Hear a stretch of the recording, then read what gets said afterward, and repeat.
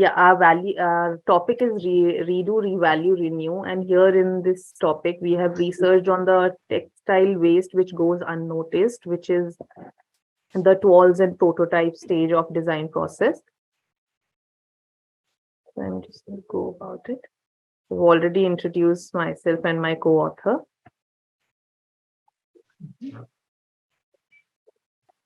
So when we are talking about the global fashion industry, we are talking about a value which is around $1.7 trillion. I mean, and which accounts to approximately 2% of the global GDP. And we, as design educators and research, we all know about these data points, but I'm just still reiterating on it.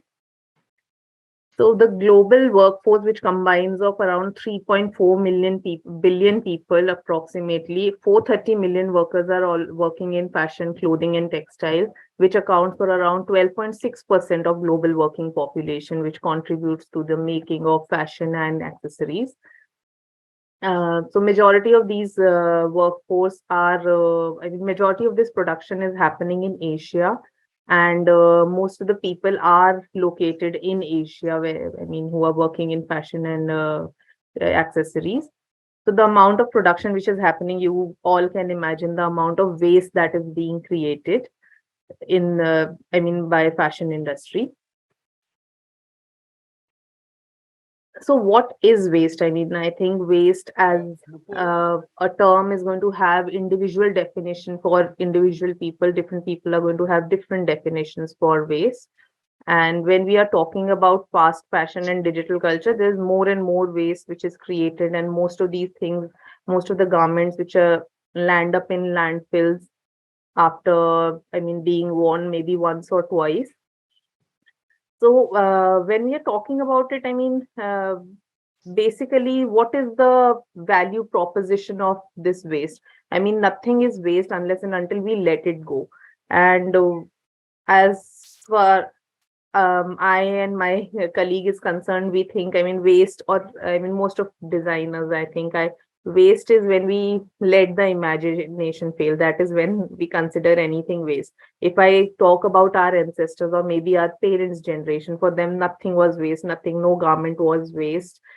If it was the size was not fitting or anything, it was passed on to our younger siblings or maybe any other cousins in the family, or it was used for any other use unless and until it was completely unusable. But nowadays, with the fast fashion, with digital culture, we are like not wearing the garments that often, and obviously people are not even open to the idea of passing on clothing. So when we are considering waste, a major amount of waste is also toiles and samples which are created during a design process. And we as design educators, we are having, we conduct classes and we are teaching students to make prototypes. There are a lot of samples which go in demonstration videos. Students create test fit samples. So those are the kind of waste which is not even considered. It's a hidden waste which is not even accounted in a pre-consumer or a post-consumer waste. And so it is ideally a self-created concept. Is toile a waste? Can it be used for, or maybe can it be repurposed, or it is just going to go into the bin? That is one of the concepts which we have researched on along with our students. So the waste that we are talking about mostly is pre-consumer and post-consumer. Pre-consumer is going to be the wasted material on the cutting floor, wasted yarns, threads, fibers, errors in textile making, printing, damaged or dyed batches in printing or textile test. And post-consumer, we have already discussed, what is wasted by consumer, which lands in the landfill, which can easily be repurposed or recycled. So our research proposition here is about toiles. Toiles are, toiles are as a element, a very important part of design process. It is made of a material, calico, which is a low cost material and easy to use. uh, and this is a process, or maybe I should say this is a part of design process which cannot be eliminated. I mean, it is going to be there, and we still, because I'm wasting a fresh fabric becomes more expensive, or I should say it's not economical. But doing test fits on a piece of fabric which is not very expensive definitely works in the favor of the design industry. But are we, as design educators, be wasting this? Or as design students, I should say, like, I mean, they are making a lot of test fits during their graduations or post graduation over the span of 4 years or 2 years or 3 years, howsoever it is. This particular waste is never accounted for and definitely cannot be eliminated. So what, as designers, are we doing to rectify this, and what can be done in this particular matter? So here, I mean, as an institute, Pearl Academy, we have done, I mean, so this is a research which was carried out by my co-author and another colleague of mine, which was a box of possibilities, where we created uh, boxes and we kept them in all the labs, whichever we have, where students are working. The students used to, I mean, students or the lab technicians who were there in the lab, they used to put their excess fabric, waste fabric in these boxes. The lab assistants, after they were gone, whatever the cutting, whatever the fabric was left on the cutting floor was put on the in the box, and students were allowed. So students could put in, were asked to put in things into the boxes, and they were even allowed to take things from the boxes so as to reduce minimum amount of waste. Even as faculty, if we were to do demonstrations of smaller samples, or maybe, I mean, if there were bigger pieces available in the box, we definitely pick up those pieces and do the samples rather than buying more fabric. Yeah. So, and these are the things which we can include in our teaching practices. I mean, where the curriculum and teaching practices can be aligned with reducing the amount of waste that we are creating for in the process.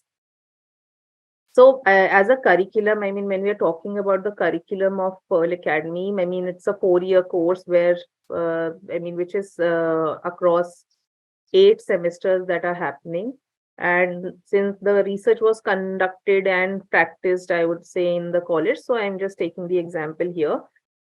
We involved the UG students in the research, and that's why the curriculum which I'm portraying right now is of a fashion design undergraduate program.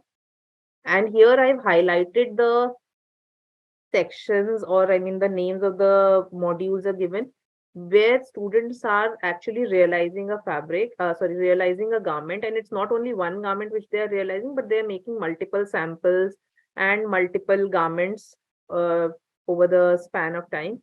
So fashion making is one where they do the basics, they learn all the basics. Then in year two, they work with the technical tool modules where they're going to make shirts, trousers, knitwear like t-shirts and track pants. In triple I, or investigate, innovate, and implement, is a module where they're going to implement all the learnings which they've learned over the previous year as well as this year, and they realize a garment which happens. And then in the same year, they also have an industry live project where the industry comes and give them a brief about the project, and they have to work on it. So and then we come to final year where they're doing specialized studio, which is function in detail, where they are going to work with advanced pattern making skills, and how basic details can be functional and how it can be made into advanced variation. And then comes their final major project. So you can see, like, there are 6 different modules where they are making things or realizing garments, and the amount of I should say the waste is created over these. I mean, the amount of toiles and prototypes which is created, which is definitely led, are not taken forward and are just left there. So as an institute, we have around 5 campuses across the country and more than 300 students across all fashion design courses, pan India. There are 6 modules of teaching tools where they're realizing garments and constructing them. At least, I mean, this is the bare minimum. I mean, I am writing minimum 5 garments which they realize. But apart from that, there are like lots of samples and lots of tools which goes behind these. So this is, I mean, at least, and there are multiple demonstrations which are happening by the faculty and multiple prototypes. So you can like calculate, and that is what we told our students, that they can calculate the amount of waste created. I mean, the waste which is not even accounted for, and nobody even considered it as a waste, because it's never even, I mean, it never comes in the mind of anybody, be it students or be it a teacher. Hmm. So now here on the screen, you can see different toiles which are created. Some of them are created by students in a class itself, like so multiple students have created the same thing. Some of these are the toiles which are created by faculty as demonstrations. Some of them is the leftover fabric. Some of these are just the samples or small prototypes of just small samples which are created.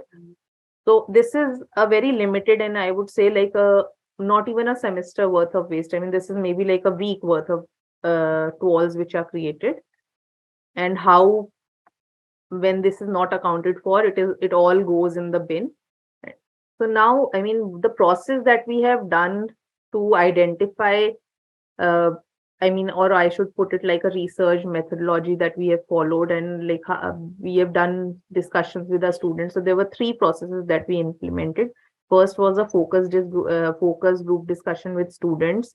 Then there was an interview with faculties, and then I mean, whatever results we got from students' discussion and the interviews with faculty, we have implemented in a workshop. I'm going to go about explaining these actions in the consecutive slides. So the first action was a focus group discussion with students, where the content delivery of design education, which was focused mostly on the content delivery of design education. The students were asked what were their, I mean, so basically the aim of this discussion was to get the data and viewpoint of students, and how do they reflect, and do they question their own belief about what is happening with toiles or prototype, or they even notice it, like, I mean, after the toile is done, do they even notice that there was something which was created before they created the final garment. So the outcome was how the content delivery can be planned, because a lot of students were not aware about the waste which is entering the ecosystem of just to achieve that one final outcome. So the students were made aware about it. They were also, I mean, their education of, or I should say their design education and their current awareness about sustainable practices which were happening. A lot of students mentioned that they have been using sustainability in their projects and design collections, but nobody was actually practicing it on a day-to-day basis. And since these were like level 3 students, they were also asked about their thoughts on zero waste, sustainable fashion, ethical fashion, to which their response was, I mean, we use organic fabrics, natural dyed fabrics, and locally sourced material as sustainability. And that is what their, I mean, idea of sustainability was. Reusing tools, or even thinking or a conversation about tool being part of any of this, was not even existing.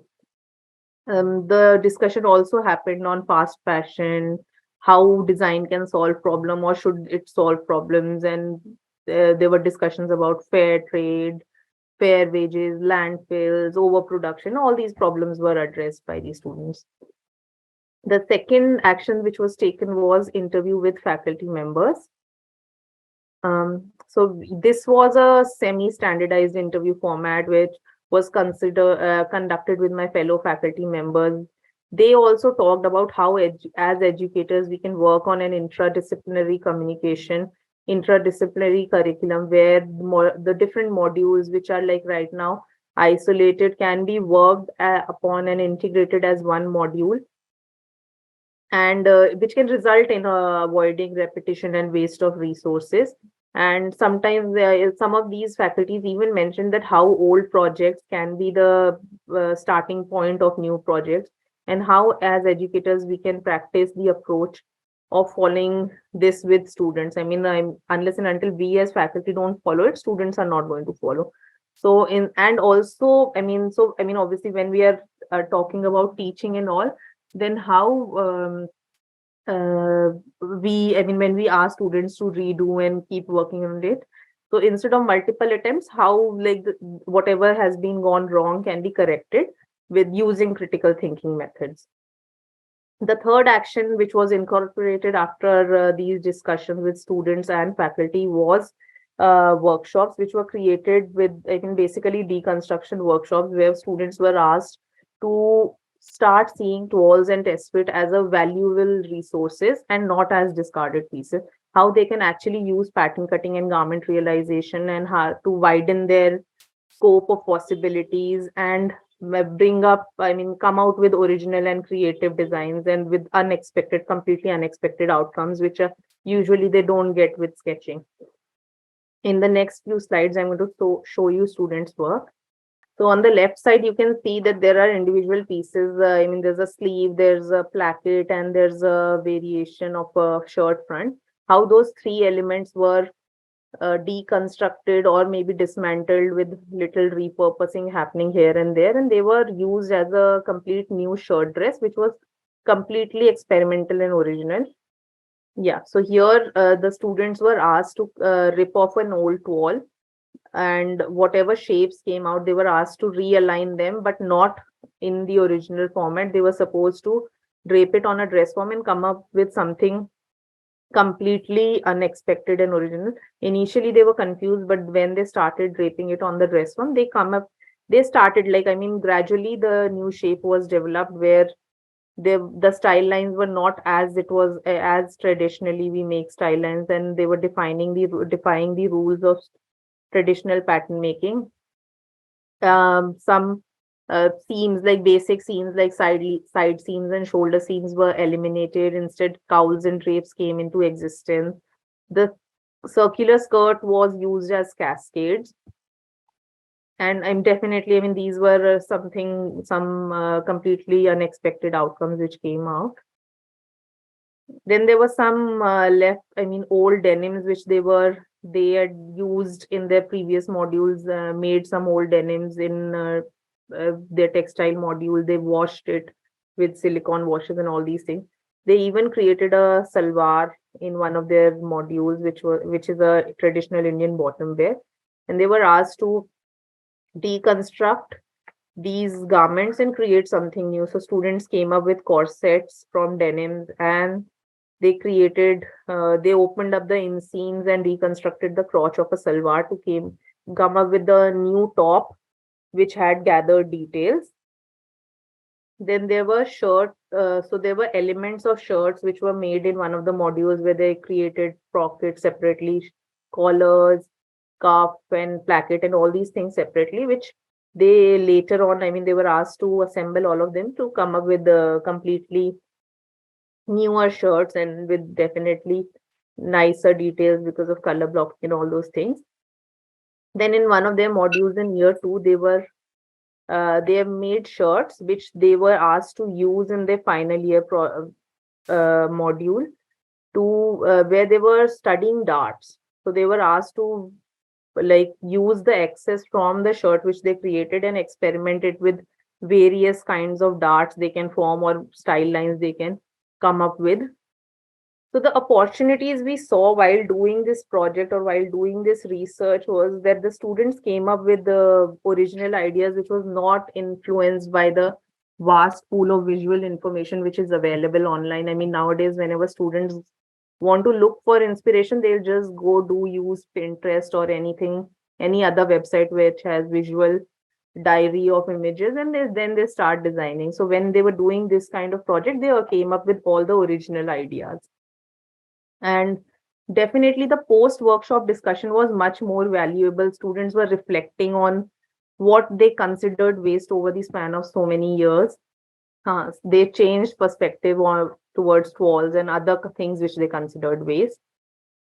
Students came up with, I mean, they built a very individual and personal understanding of looking at resources. Now, I mean, not everything which they considered waste earlier was a waste. Now, most of it became resources for them, and definitely it challenged their value proposition. So the future scope for this particular research was that we started rethinking about our teaching practices and subject delivery and how students can be made as critical thinkers instead of just like designers. I mean, just sending designers with the basic knowledge. I mean, we were promoting solving methods using critical thinking, how they can just let go the idea of perfection, like uh, getting that one perfect piece, because when they are eyeing the idea of perfection, then a lot of waste is created. So if they just let go of that idea, they can come up with newer and original pieces, and definitely moving away from the teacher centered approach so that students can come up with the original idea. The students can be involved in a process oriented learning, where they can practice trial and error for designing fashion, and maybe not, I mean, not considering waste as waste, and they can come up with unexpected silhouettes and forms. uh, One of the ideas which we actually worked on and can be used for our curriculum planning in future was using a previously made toiles and prototypes and exploring with them. So, I mean, in final year, basically, because they'll have a lot of, I mean, they'll have I should say, a library of toiles and prototypes and samples which they have made over the past 4 years.